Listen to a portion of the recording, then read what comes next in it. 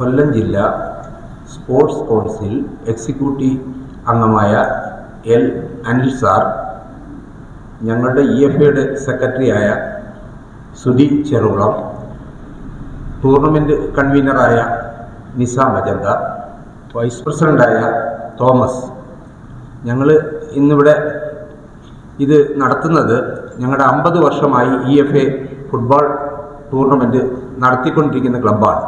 അപ്പം ഞങ്ങളുടെ ഇപ്പം 50 വർഷം തികഞ്ഞതിൻ്റെ ടൂർണമെൻറ്റ് കഴിഞ്ഞു. ഇപ്പം നടത്താൻ പോകുന്നത് അണ്ടർ 13 കുട്ടികൾക്ക് വേണ്ടി ഞങ്ങൾ ഒരു ടൂർണമെൻറ്റ് സംഘടിപ്പിക്കുന്നു.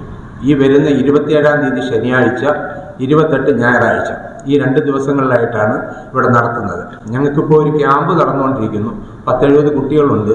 അവർക്ക് ഒരു എതിർ ടീമുകളുമായിട്ട് കളിക്കാനുള്ളൊരു സന്ദർഭം ഉണ്ടാക്കാൻ വേണ്ടിയാണ് ഞങ്ങൾ ഈ ടൂർണമെൻറ്റ് നടത്തുന്നത് തന്നെ. ഞങ്ങൾ 16 ടീമിനെയാണ് ഈ ടൂർണമെൻറ്റിൽ പങ്കെടുപ്പിക്കുന്നത്. അത് 13 വയസ്സ്, 2010 അതിൻ്റെ date of birth, cut off date of birth. ഈ ടൂർണമെൻറ്റിൻ്റെ വിജയത്തിനായിട്ട് എല്ലാവരുടെയും സഹായ സഹകരണങ്ങൾ ഞങ്ങൾ പ്രതീക്ഷിക്കുന്നു. പ്രൈസ് മണിയായിട്ട് ദി കേരള സെറാമിക്സ് ട്രോഫിയും ക്യാഷ് അവാർഡും തരുന്നു.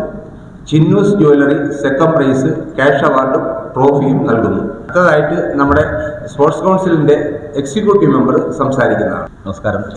കേരള കായിക ചരിത്രത്തിൽ സംസ്ഥാന ഗവൺമെൻറ് ആദ്യമായി ഒരു പുതിയ കായിക നയത്തിന് രൂപം കൊടുക്കുകയാണ്. ഈ മാസം 23 മുതൽ 26 വരെ തിരുവനന്തപുരത്ത് ഗ്രീൻഫീൽഡ് സ്റ്റേഡിയത്തിൽ നടക്കുന്ന സമ്മിറ്റിൽ വെച്ചിട്ടാണ് അതിൻ്റെ പ്രഖ്യാപനം ഉണ്ടാവുക. കഴിഞ്ഞ അരനൂറ്റാണ്ടായി കുണ്ടറയുടെ കായിക ഭൂപടത്തിൽ ഒരുപക്ഷെ ഒഴിവാക്കാൻ കഴിയാത്ത ഒന്നാണ് ഇളമ്പള്ളൂർ ഫുട്ബോൾ അസോസിയേഷൻ, EFA. ആ EFAയുടെ പ്രവർത്തനങ്ങൾ ഏറെ വിലമതിക്കപ്പെട്ടത് തന്നെയാണ്. EFAയുടെ നേതൃത്വത്തിൽ 50ഓളം കുട്ടികൾ അവിടെ ഫുട്ബോൾ ഡെമോ നടത്താൻ തീരുമാനിച്ചിട്ടുണ്ട്. ഫുട്ബോൾ ഷൂട്ടൗട്ട്, ഗോൾ വർഷം സൃഷ്ടിക്കുന്ന നിലയിലേക്ക് ഫുട്ബോൾ ഷൂട്ടൗട്ടും EFAയുടെ നേതൃത്വത്തിൽ അവിടെ സംഘടിപ്പിച്ചിട്ടുണ്ട്. ഈ പരിപാടികളെല്ലാം കാണുവാനും വിജയിപ്പിക്കുവാനും എല്ലാവരുടെയും പിന്തുണ ഉണ്ടാകുന്നതോടൊപ്പം തന്നെ ഇതെല്ലാം സംഘടിപ്പിക്കുന്നത് കുണ്ടറ മേഖലയിൽ ഒരു പുതിയ കായിക ഉണർവുണ്ടാക്കാൻ കഴിയുന്ന രൂപത്തിലേക്ക് EFA നൽകുന്ന സംഭാവന പോലെ തന്നെ ഈ പ്രദേശത്തുള്ള മുഴുവൻ കായിക പ്രേമികളെയും എല്ലാം കൂട്ടിച്ചേർക്കാൻ വേണ്ടിയിട്ടാണ് ആലോചിക്കുന്നത്. നമുക്കറിയാം, കായിക നയം തീർച്ചയായിട്ടും പ്രഖ്യാപിക്കപ്പെടുന്നത് ആ നിലയിൽ താഴെത്തട്ട് വരെ ഗുണപ്പെടാൻ വേണ്ടിയിട്ടാണ്.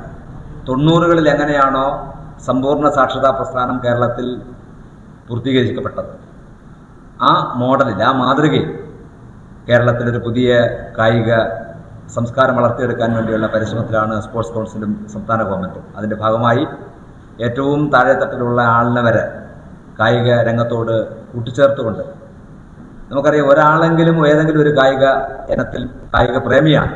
ഒരു പക്ഷേ അവർ നേരിട്ട് പങ്കെടുക്കാം, അതല്ലെങ്കിൽ അവരോട് ഉൾച്ചേർന്ന് പോകാൻ. ആ നിലയിൽ ഏതെങ്കിലും ഒരു കായിക ഇനത്തിൽ ഏതൊരു വ്യക്തിയും ചേർന്നിട്ടുണ്ടെന്നുള്ളത് നമുക്ക് എല്ലാവർക്കും അറിയാം. ചിലപ്പോൾ അത് ഫുട്ബോൾ ആകാം, ചിലപ്പോൾ ക്രിക്കറ്റ് ആകാം, ചിലപ്പം ബാഡ്മിൻ്റൺ ആകാം, അതല്ലെങ്കിൽ കരാട്ടെ ആകാം. ഇങ്ങനെ ഏതെങ്കിലും ഒന്നിനോട് നമ്മൾ മനസ്സുകൊണ്ട് താതാത്മ്യം പ്രാപിക്കാറുണ്ട്. ആ നിലയിൽ അവരെല്ലാം കൂട്ടിച്ചേർത്തുകൊണ്ട് ഈ മേഖലയിൽ ഒരു വലിയ ഉണർവുണ്ടാക്കാൻ തീർച്ചയായിട്ടും ഈ ഉദ്യമത്തിന് കഴിയും. അതിന് EFA നടത്തുന്ന പ്രവർത്തനങ്ങൾ തികച്ചും മാതൃകാപരം തന്നെയാണ്.